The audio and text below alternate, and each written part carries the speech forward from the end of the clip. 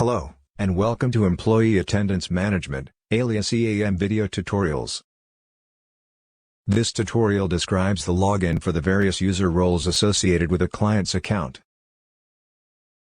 All users sign in at the same EAM login view with their email and password, with the exception of shop floor employees who are using the barcode scan to clock in and out.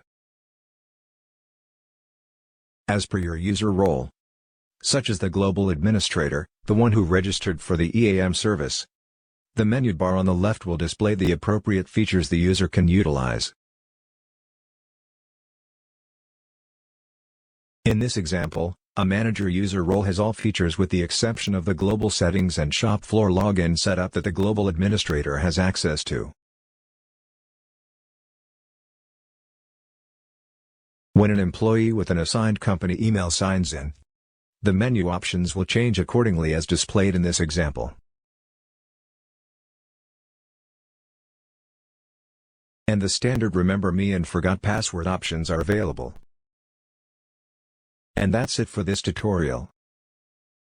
Goodbye for now.